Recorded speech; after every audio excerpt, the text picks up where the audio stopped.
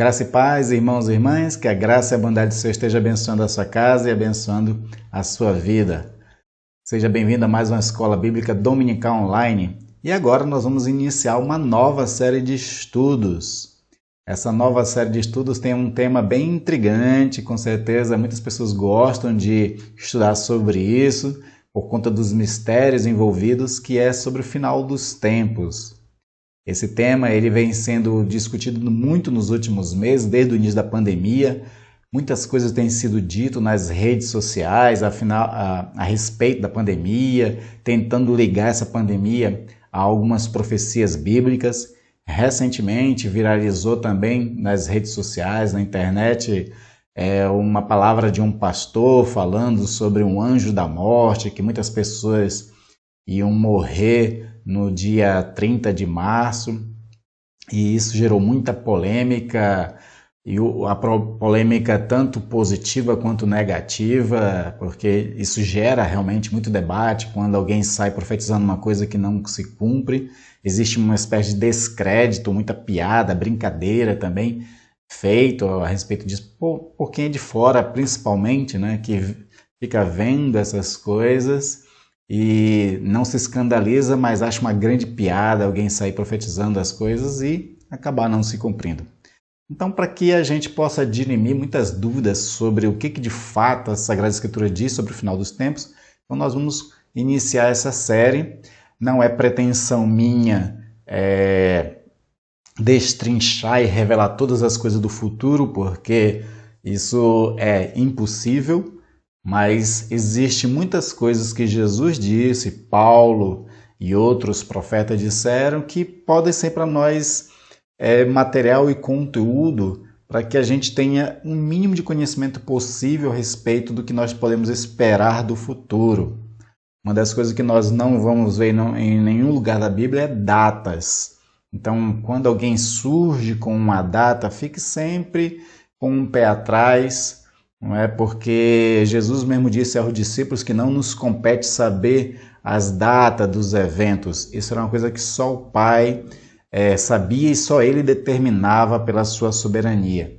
Então, nós temos que ter muito cuidado com muitas coisas, mas aquilo que as Sagradas Escrituras nos ensina já é suficiente para nós mantermos a nossa esperança no Senhor e para acalmar as mentes e os corações com aquilo que Ele nos deixa.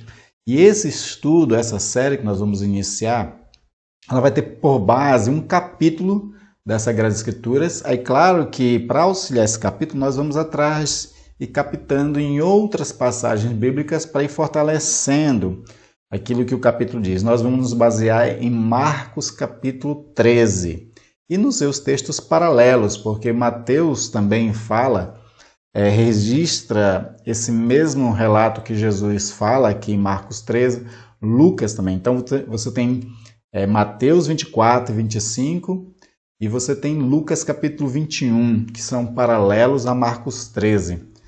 E nós vamos estar estudando devagarzinho esse capítulo do Marcos 13, como eu falei, auxiliado por outros textos, para saber o que Jesus fala a respeito do final dos tempos.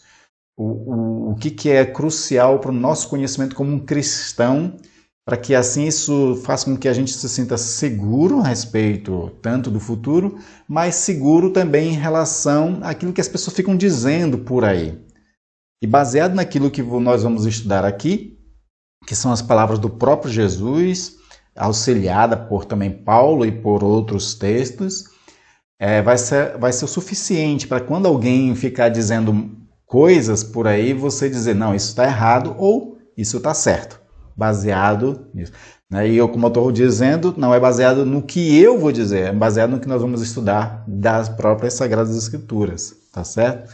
E claro, é importante eu dizer também que o ensino que eu vou estar trazendo aqui sobre o final dos tempos, a interpretação que nós vamos ter desses textos, é à luz da confessionalidade que nós temos. Nós, como Igreja Presbiteriana Independente de Araraquara, somos uma igreja que professamos a fé reformada, as doutrinas reformadas. Então, aquilo que foi interpretado pelos teólogos dessa nossa confissão de fé é o que nós vamos estar estudando, porque existem muitas linhas de interpretação. e nós vamos estudar aquilo que a igreja nossa defende e que eu, em particular, acho muito coerente. No início da minha caminhada cristã, eu sempre me interessei muito em estudar profecias bíblicas, estudar escatologia, que é o estudo das últimas coisas. Eu via diversas correntes e, ao ver essas diversas correntes, eu fui vendo qual era mais coerente, né?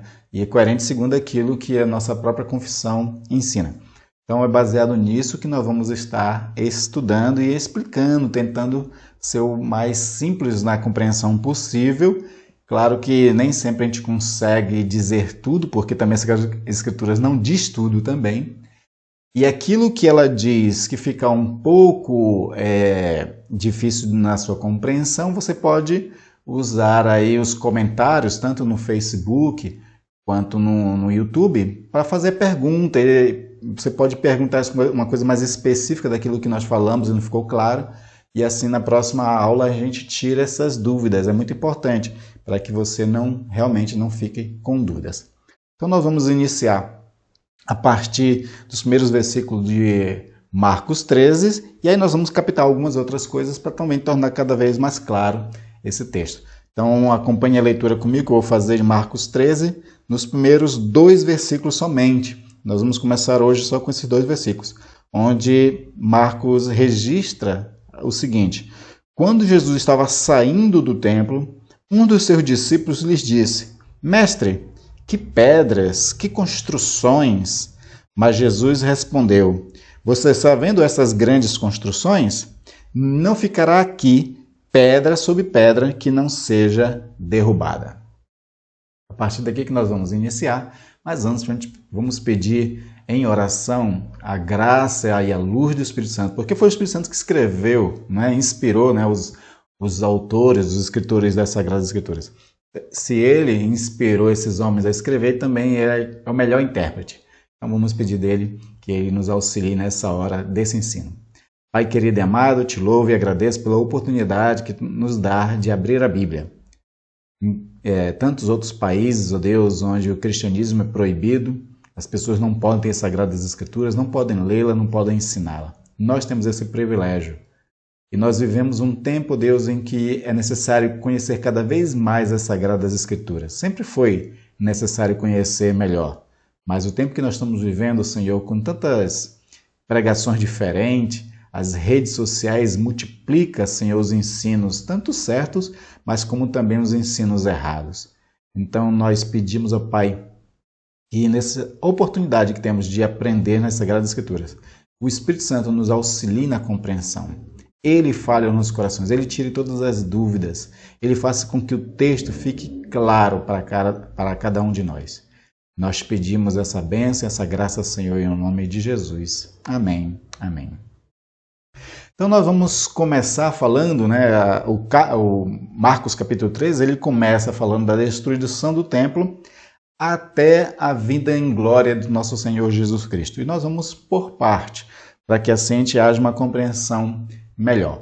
Esse início que nós vamos estudar aqui vai falar de uma coisa muito em particular e muito cara aos judeus, que é a respeito do templo. O contexto que nós estamos estudando é o seguinte: Jesus tinha ido para Jerusalém e, ao ir a Jerusalém, ele começa a pregar contra os fariseus, contra os escribas. Você vê isso, por exemplo, em Mateus capítulo 23, um discurso enorme. Também Lucas também registra esse discurso enorme de Jesus, que ele censura os escribas e fariseus. Então, dentro dessa censura que Jesus faz aos escribas e fariseus, porque quem é os escribas e fariseus? São as autoridades judaicas, a qual João, na sua epístola, lá no capítulo 1, no Evangelho, aliás, João, no Evangelho, capítulo 1, ele fala que Jesus veio para os seus, e os seus não o receberam. Não o receberam por conta da sua religiosidade, que tinha uma interpretação muito falha, e quando Jesus vem, eles não conseguem compreender o tempo que estão vivendo e nem compreender que Jesus é o Messias. Então Jesus vem para os seus não o receberam. E esses seus entre eles fariseus e escribas, eles são contra Jesus e eles têm uma religiosidade muito longe do princípio, daquilo que era esperado por Deus. Então Jesus ele começa a falar e censurar esses escribas e fariseus. No final dessa crítica, dessa censura que Jesus faz aos escribas e fariseus, Jesus faz um lamento sobre Jerusalém. E eu quero ler esse lamento que Jesus faz no final ali de Mateus capítulo 23, que diz o seguinte: serpente, raça de víboras, como esperam escapar da condenação do inferno? Por isso, eis que eu lhes envio profetas, sábios e escribas. A uns vocês matarão e a outros crucificarão. Jesus está falando aqui, não é de forma profética, mas também citando profetas anteriores, né? E aí continua dizendo: a outro vocês ainda açoitarão nas sinagogas e perseguirão de cidade em cidade, para que recaia sobre vocês todo o sangue justo derramado sobre a terra, desde o sangue do justo Abel até o sangue de Zacarias, filho de Baraquias, a quem vocês mataram entre o santuário e o altar. Então Jesus está aqui nesse lamento sobre Jerusalém, falando já de alguma coisa futura que vai acontecer aos escribas e fariseus, a todas essas autoridades judaicas que mataram os profetas, que perseguiram os profetas. Jesus está dizendo que sobre eles vai recair o sangue derramado dos justos. Então guarda essa parte aqui, que vai recair sobre ele o sangue dos justos. Mais para frente nós vamos falar sobre isso. Mas ainda, Jesus continua dizendo: em verdade eu lhes digo que todas essas coisas hão de vir sobre a presente geração.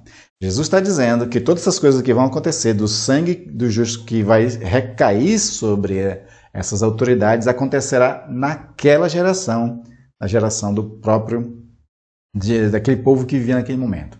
E aí Jesus tem essa famosa frase, né, bem peculiar, onde ele diz: Jerusalém, Jerusalém, você que mata os profetas e apedreja os que lhes são enviados. Quantas vezes eu quis reunir os seus filhos como a galinha junta os seus pintinhos debaixo das asas, mas vocês não quiseram. E aí olha só o que Jesus diz: eis que a casa de vocês ficará deserta. Eis que a casa de vocês ficará deserta. A casa de vocês, né, guarde essa palavra também, ficará deserta. E aí ele finaliza: pois eu lhes afirmo que desde agora não me verão mais, até que venha a dizer: bendito que vem em nome do Senhor. Então isso aqui acontece momentos antes do que nós lemos em Marcos capítulo 13. Jesus está em Jerusalém. Ele censura os escribas e fariseus e faz esse lamento a qual nós vimos. E aí eu pedi para você guardar algumas palavras. A do sangue que vai recair sobre essa geração. O sangue que eles derramaram do justo, dos profetas enviados por Deus. E outra palavra que é importante você guardar é: eis que a casa de vocês ficará deserta. Né? Ok? E aí então Jesus ele vai para o templo depois dessa censura e lamento. Ele entra no templo e lá no templo ele participa de um momento litúrgico. Nesse momento litúrgico tem uma das coisas que vai ser registrado por Lucas no capítulo 21, que vai ser a oferta da viúva pobre. Lá, Jesus está dentro do templo, ele vê os ricos depositando lá ofertas e aí vê a viúva pobre e Jesus ressalta essa questão da viúva pobre para os discípulos, falando de que ela acabou dando muito mais do que os ricos porque ela deu tudo o que tinha. Okay? Então Jesus, antes ele censurava os escribas e fariseus e agora ele está elogiando a atitude de uma mulher, não é, que uma fé muito simples agrada a Deus com a sua atitude de coração. E aí, encerrado esse momento litúrgico, Jesus e os discípulos vão sair do templo. E é quando começa aqui a nossa passagem. Quando Jesus estava saindo do templo, um dos seus discípulos, que a gente não sabe qual é o discípulo, disse: Mestre, que pedras Que construções? Ou seja, os discípulos admiram o templo. Essa admiração do templo pelos discípulos é muito normal na vida de um judeu. Todo judeu de coração, todo judeu leal, ele tem um profundo amor pela casa de Deus, pela colina de Sião, que é Jerusalém. Eles têm um amor muito grande, faz parte da fé antiga judaica e até recentemente também. O lugar do templo, que é o Monte Sião, é levado em alta conta. Por isso que até hoje existe na Palestina uma disputa muito grande pela colina do templo, porque é um lugar muito sagrado, tanto para os judeus quanto agora também para os muçulmanos. Então eles têm essa luta por esse espaço, porque é um dos lugares mais sagrados. E Jesus e os discípulos estão nesse lugar sagrado, estão nesse templo que existia naquele período. E a construção do templo era uma construção maravilhosa. O Herodes ele fez uma construção excepcional, durou 46 anos aquela construção e era considerada uma das grandes maravilhas do mundo antigo. Então essa devoção que existia no coração de um judeu e dos discípulos pelo templo era a coisa mais normal no mundo. Nós vemos, por exemplo, registrado esse sentimento, esse amor pela casa de Deus lá em Salmo 84, os primeiros 2 versículos, onde diz o seguinte: Senhor dos exércitos, a minha alma suspira e desfalece pelos átrios do Senhor. A alma do salmista, como de qualquer outro judeu leal, suspira e desfalece pelos átrios do Senhor. O meu coração e a minha carne exultam pelo Deus vivo. Esse era o sentimento que existia de um judeu leal. E, claro, os discípulos acabaram expressando isso nessa admiração em que eles têm, esse expresso do assombro, a admiração que eles tinham pela casa é por conta de uma fé que eles têm de que o templo era a presença de Deus na terra. Desde lá de Moisés, eles têm essa compreensão de que o templo era a morada de Deus, era a habitação de Deus na terra, onde Deus podia ser encontrado. Como o próprio Jesus diz quando ele expulsa os cambistas e ladrões lá do templo, ele diz assim: esta é a casa de oração e vocês transformaram em casa de ladrões e salteadores. O templo é aquele espaço para ser o encontro com Deus.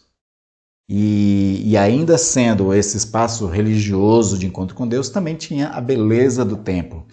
E aí uma das coisas que se ressalta sobre essa questão do templo, da sua maravilha, dessa construção, é a indestrutibilidade, ou seja, o fato de que o templo era uma construção toda feita de pedras, e diz alguns historiadores que algumas pedras eram enormes. Por exemplo, eles dizem, que eu não sei se é exagero, mas eles dizem que algumas pedras tinham de comprimento 12 metros, tinham 3,5 metros de altura, e 5,5 metros de largura. Imagine uma pedra enorme como isso.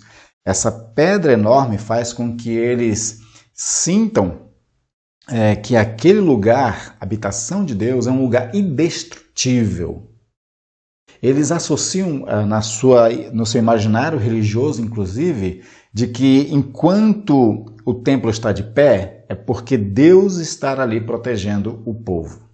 Veja só o que diz um texto de Miqueias, capítulo 3, versículo 11 e 12. Deus está fazendo uma censura à injustiça tanto dos reis quanto dos sacerdotes. Aí diz o seguinte lá: os seus cabeças dão as sentenças por suborno, os seus sacerdotes ensinam por interesse, os seus profetas adivinham por dinheiro. Essa era a situação corrompida que se encontrava na Israel no tempo de Miqueias.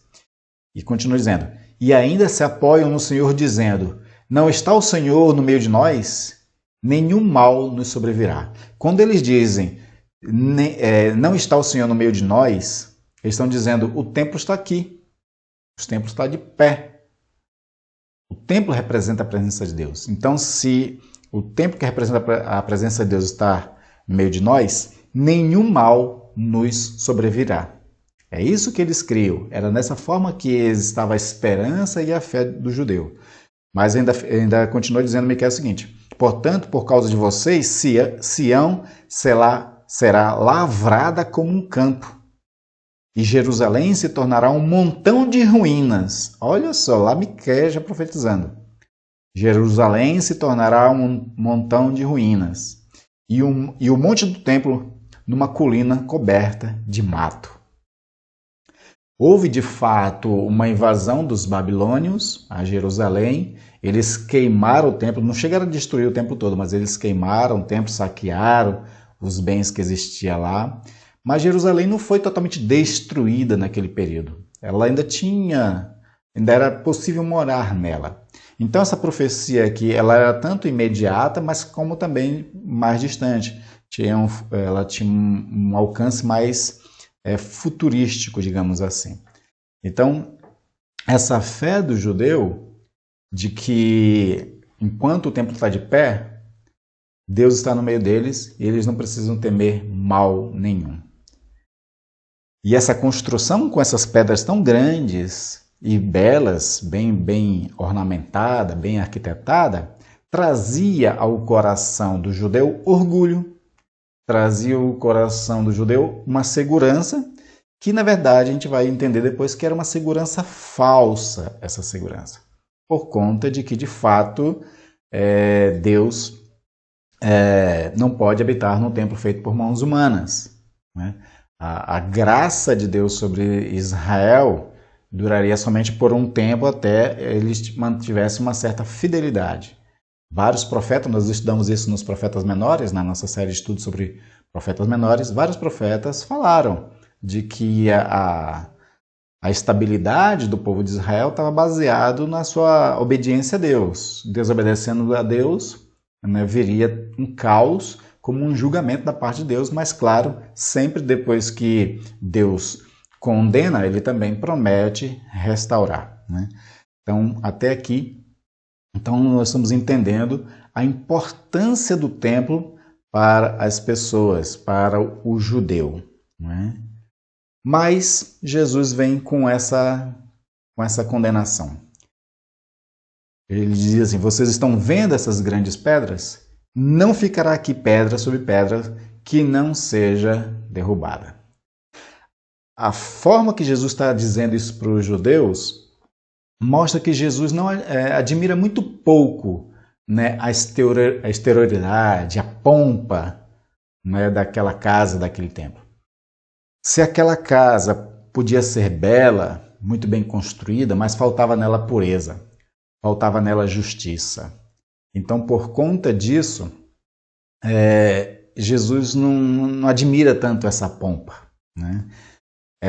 A suntuosidade da estrutura do templo não representava para Jesus aquilo que deveria ser uma casa de oração.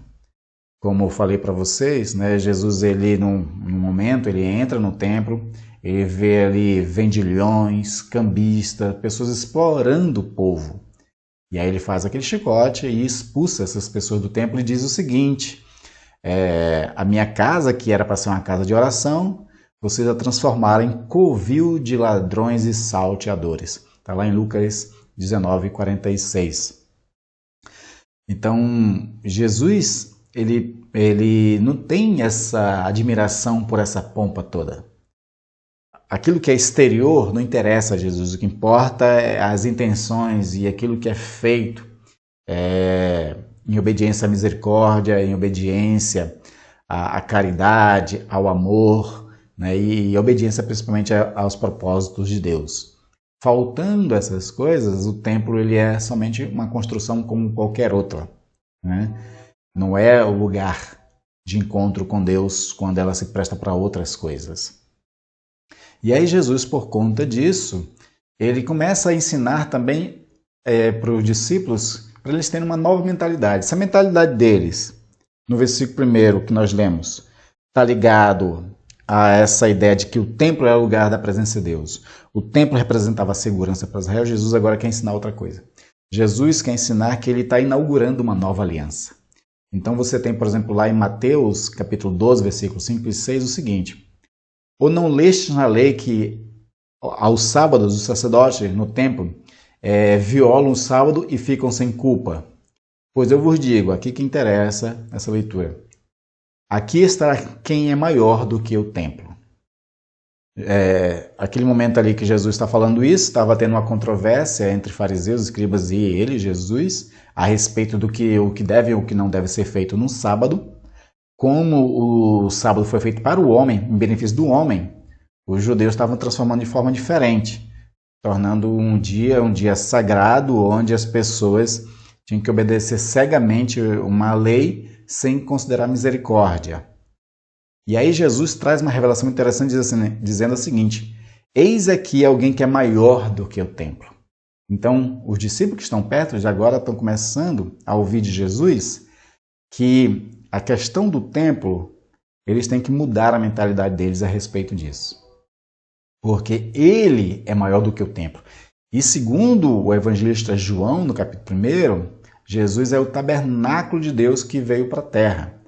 Ele é a habitação de Deus em espírito. E ele é o melhor templo de Deus. Porque Deus, como Paulo fala lá em Atos, capítulo 17, ele não habita em templos feitos por mãos humanas. Coisa que não era só Paulo que sabia disso. Né? Qualquer bom judeu sabia disso. Porque isso já tinha sido dito desde lá de Salomão. Quando Salomão constrói o primeiro templo e inaugura, ele mesmo diz na oração que ele está fazendo a Deus que o Senhor dos altos céus, onde nada cabe Deus, o templo também não caberia a Deus. Né? Dado a grandiosidade de Deus, o templo não limitaria a Deus por conta disso. Então, Paulo está ensinando uma coisa aqui que era um conhecimento que um bom judeu estudioso da Sagrada Escritura que tivesse temor a Deus poderia compreender. E aí Jesus está dizendo isso, de fato, que Deus não habita em templos feitos por mãos humanas e estava ele, que era maior do que o templo, onde residia. Paulo fala sobre isso, né? Que em Cristo Jesus residia toda a plenitude de Deus. Em Cristo residia toda a plenitude de Deus. Então Jesus está começando a querer ensinar isso aos discípulos, querendo ensinar para aquela geração essas coisas. Né? Então o templo, que muitas vezes representou uma oposição implacável a Jesus, Jesus agora está dizendo, vamos substituir o templo. Porque esse templo, ele não cabe Deus. E ele não está sendo usado como casa de oração, casa de encontro. Ele está sendo um covil de ladrões e salteadores. Né? E aí, em outro momento, você tem Jesus dizendo uma outra coisa importante, que a gente pode interpretar assim como se fosse uma espécie de um pequeno desprezo ao templo. Onde ele diz o seguinte, destruirei este santuário e em 3 dias o reconstruirei. Claro que os judeus iam replicar dizendo o seguinte, em 46 anos foi edificado este santuário e tu em 3 dias o levantarás? Aí o próprio João, que está escrevendo isso lá em João capítulo 2, ele interpreta, fala Jesus diz assim, ele porém se referia ao santuário do seu corpo. Então Jesus já estava dizendo que ia destruir um templo e ia reconstruir um outro em 3 dias, que foi o tempo que Jesus ficou morto, né? E aí no 3º dia ele ressuscita dentre os mortos, reconstruindo o santuário de Deus, onde Deus habita, onde Deus reside. Deus se revelou a partir da pessoa de Jesus Cristo. E baseado nessa compreensão que Jesus está ensinando, ele também vai dizer à mulher samaritana. Né? Ele diz assim, disse Jesus, mulher, podes crer-me que a hora vem, quando nem neste monte, que eles estavam ali em Samaria, né? Nem em Jerusalém adorareis o Pai. Aquela pergunta que a mulher samaritana fez, né? Nossos pais dizem que aqui nesse monte devemos adorar a Deus. Vocês, os judeus, dizem que é lá em Jerusalém. Então, onde é o lugar para adorar a Deus? Aí Jesus diz, podes crer que a hora vem, quando nem neste monte, nem em Jerusalém, adorareis o Pai. Olha o que Jesus está ensinando para essa mulher. Só que ele continua, lá em João capítulo 4. Mas vem a hora e já chegou. Por quê? Porque Jesus já estava presente. O tempo de Jesus tinha chegado. Então ele diz, vem a hora e já chegou, em que os verdadeiros adoradores adorarão o Pai em espírito e em verdade, porque são estes o que o Pai procura para seus adoradores. Deus é espírito, e importa que os seus adoradores o adorem em espírito e em verdade. Então, todas essas compreensões que Jesus está trazendo agora, ele é maior do que o templo, ele vai destruir um templo e reconstruí-lo em 3 dias, que é o seu próprio corpo. Vem a hora em que não é mais em Jerusalém ou em qualquer outro lugar que se deve adorar o Pai, mas chegou a partir de Jesus o momento em que as pessoas devem adorar a Deus, em espírito e em verdade. Abrindo só um parênteses aqui, nós estamos no momento, né, que eu estou gravando esse vídeo aqui para a nossa aula, em que estavam discutindo se os templos deveriam ficar abertos ou fechados nesse tempo de pandemia, né, baseado em decretos municipais e estaduais. Então foi para o Supremo Tribunal Federal sobre essa questão, se fechar os templos não restringia a liberdade religiosa. Bom, esses textos aqui todos eu acho que respondem essa questão, não é? Mas eu não quero entrar nessas discussões. Vamos continuar. Então, baseado nessa questão toda que Jesus está dizendo, agora ele vai, né, dizer aos discípulos que esse templo, o templo de pedra, ele vai ser destruído. E aí eu quero aproveitar para a gente, antes de a gente falar da destruição do templo especificamente, falando sobre o tempo em que Jesus está vivendo. O tempo que Jesus está vivendo, segundo a teologia reformada, é o tempo que inaugura o final dos tempos. Isso é uma coisa bem interessante de a gente começar a entender. O final dos tempos começou com a vinda de Jesus. Todas as profecias anteriores culminavam em Cristo Jesus. Todas as profecias anteriores eram sempre apontando para Jesus. Então Jesus chega. Quando Jesus chega, inaugura o final dos tempos. E aí, como Jesus é inaugurador desse final dos tempos, nós vamos começar a entender, então, as 70 semanas de Daniel. E aí eu vou trazer para você um pequeno quadro para mostrar sobre isso. Daniel ele tem uma visão ele tem uma compreensão, aliás, que o tempo do cativeiro na Babilônia duraria 70 anos, baseado numa profecia de Jeremias. Baseado nessa profecia de Jeremias, então, quer ver? Eu vou ler para você. Está lá em Daniel, capítulo 9, a partir do versículo 24, diz o seguinte: 70 semanas estão determinadas para o seu povo e para a sua santa cidade, para acabar com a transgressão, para dar fim aos pecados, para expiar a iniquidade, para trazer a justiça eterna, para selar a visão e a profecia e para ungir os santos dos santos. Então, Daniel ele tinha tido a compreensão de que o cativeiro babilônico, baseado no texto de Jeremias, duraria 70 anos.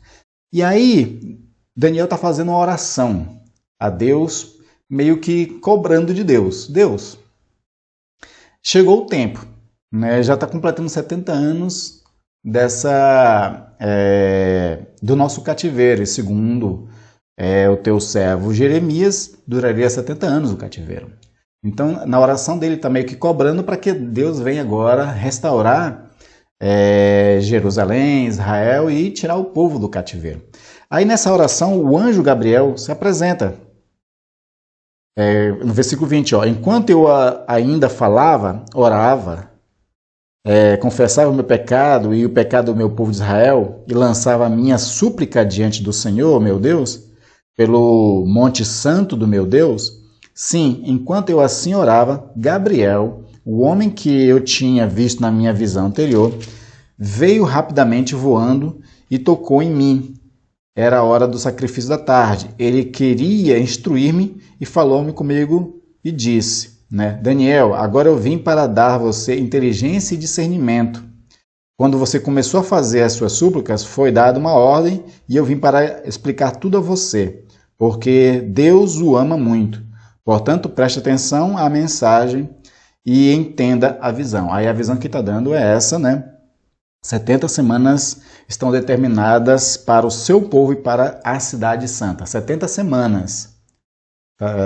O anjo Gabriel ele usa a oração de Daniel, que está falando sobre 70 anos, e ele vem trazer agora uma revelação futura de mais 70, só que agora esses 70 é chamado de 70 semanas de anos. Ele fala 70 semanas, mas na interpretação nós damos essa ideia de que é 70 semanas de anos. E aí, depois que ele diz que o que vai acontecer, ele faz um resumão, né, do que vai acontecer nessas 70 semanas de anos, que é para acabar com a transgressão, para dar fim aos pecados, para expiar a iniquidade, para trazer justiça eterna, para selar a visão e a profecia e para ungir o Santo dos Santos. Saiba e entenda isto. Desde que foi dada a ordem para restaurar e para edificar Jerusalém até a vinda do ungido, o príncipe, haverá 7 semanas e 62 semanas. Ou seja, está dizendo aqui que haverá 7 semanas e 62 semanas que vai acontecer o seguinte: a ordem para restaurar Jerusalém até a vinda do ungido. Ou seja, 69 semanas até a vinda do ungido. No quadro que eu vou mostrar para vocês aparece isso. Então você tem primeiro, sendo 7 semanas de ano, cada semana seriam 7 anos. Então 7 vezes 7 dá 49 anos. Esses 49 anos ela é marcado desde o decreto que um rei persa deu para que fosse reconstruído Jerusalém. O que de fato acontece quando Oséias, por exemplo, né, ele vai ser o profeta, ele e Ageu, né, vai ser o profeta para falar sobre essa questão da importância da reconstrução do templo. Né? E isso mais ou menos lá no dia 14 de março de 445 a.C. Aí, já emendando com as 7 semanas, vem outras 62 semanas, que multiplicando isso daria, né, 434 anos. Esse final de 434 anos mais os 49 anos dá 487 anos. Do decreto que foi dado para a reconstrução do Templo de Jerusalém, na época lá de Ageu, na época de Neemias, né, Esdras, até Jesus são 483 anos. Então finaliza ali. Aí sobra uma semana. Ó, como ele diz assim, ó. Depois, no versículo 25 de Daniel 9, diz assim: depois das 62 semanas, o ungido será morto. Ou seja, os 69 semanas é até a vinda do ungido. E aí inicia a última semana. Depois das 62 semanas, o ungido será morto. Ou seja, Jesus será morto. E não será nada. O povo de um príncipe que há de vir destruirá a cidade. Presta atenção nisso aqui que eu estou lendo. O povo de um príncipe que há de vir destruirá a cidade e o santuário. E o seu fim virá como uma inundação. Até o fim haverá guerra, desolações foram determinadas. Isso aqui acontecerá na última semana de Daniel. Essa semana final, que ungido Jesus será morto e o povo de um príncipe que há de vir destruirá o templo, né? Destruirá a cidade e o santuário, e o fim virá com uma inundação. Então vamos explicar agora isso aqui. Jesus tinha dito que eis que a vossa casa ficará deserta. Não é? Nós prestamos atenção nessa questão lá no início. Eis que a vossa casa ficará deserta. E aqui Daniel está dizendo que na última semana, das 70 semanas, Jesus seria morto. E de fato Jesus morreu na cruz do Calvário, foi morto. E um povo de um príncipe que há de vir, ele está falando aqui, e aí já entra também para a interpretação do templo que não ficará pedra sobre pedra. Esse povo de um príncipe é os romanos, e esse príncipe é Tito. O nome do príncipe é Tito, filho do imperador romano chamado Vespasiano. Então, esse é o contexto histórico. O Tito, ele entra em Jerusalém 40 anos depois, mais ou menos, do que Jesus está dizendo aqui. Aconteceu na década de 70, no ano 70 da era cristã. Ele invade Jerusalém. Destrói a cidade e destrói o templo. Isso aconteceu por conta de que alguns judeus se rebelaram em Jerusalém e se rebelavam principalmente contra os romanos. E aí Roma, como não tolerava rebeliões, Vespasiano manda o seu filho Tito e o seu exército para invadir Jerusalém. Nós temos alguns historiadores que falam sobre esse momento do que aconteceu. E aí eu quero ler para você esse relato histórico. Eu vou colocar o texto para você acompanhar a leitura também, que é o seguinte. Exatamente 40 anos depois de Jesus ter dito estas palavras, do não ficará pedra sobre pedras, numa festa judaica, Tito se acampou com suas tropas diante de Jerusalém e começou a sitiá-la. O cerco durou 5 meses. Foi um tempo terrível para a cidade. Por causa da festa da Páscoa, ela estava repleta de gente. Os 2 partidos principais que deveriam defender Jerusalém contra Roma, inicialmente estavam desunidos entre si. Encontravam-se numa constante guerra interna, transformando a cidade seguidamente num campo de batalha, até poucos dias antes do início de estar sendo sitiada. Nisto cometeram a extrema tolice de incendiar os enormes estoques de cereais que havia na cidade, a fim de impedir que o outro partido as possuísse. Não consideraram que, desse modo, eles próprios se privavam dos meios para a defesa, de que era resistir, tendo comida, resistir esse tempo de que os romanos estavam sitiando Jerusalém. Continuando aqui, as lutas partidárias continuaram enquanto os romanos já estavam acampados diante dos portões da cidade. Na festa pascal aconteceu novamente uma chacina no interior da cidade.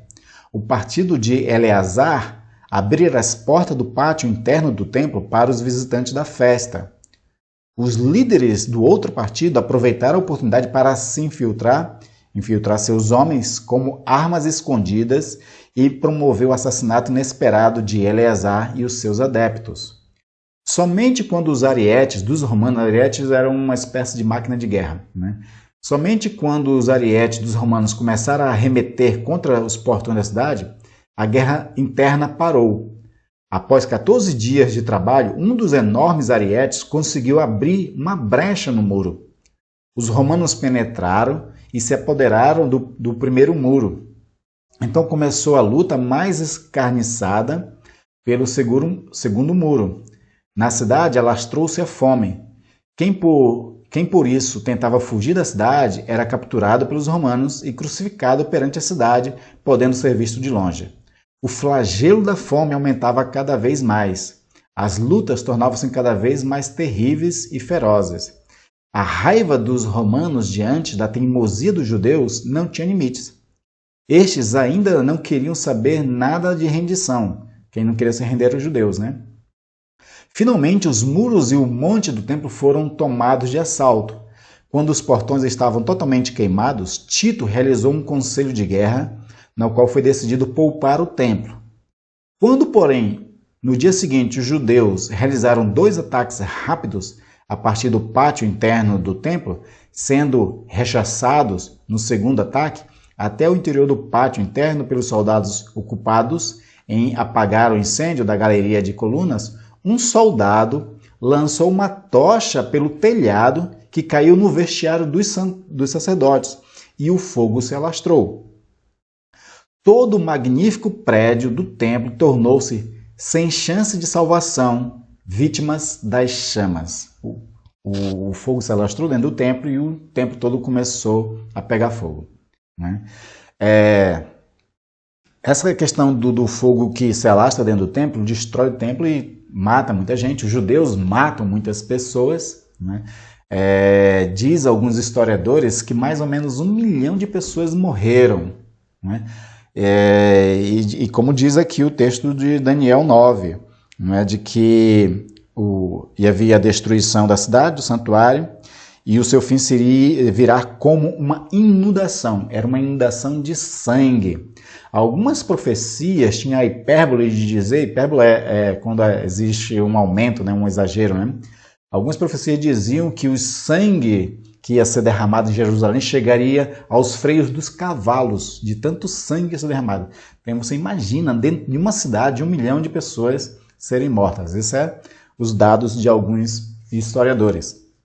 E o templo sendo queimado daquela forma, e os judeus sendo vencidos, aconteceu uma coisa interessante. Alguns historiadores dizem que os soldados, eles se ligaram de que o templo dentro, ele tinha muitos detalhes feitos em ouro.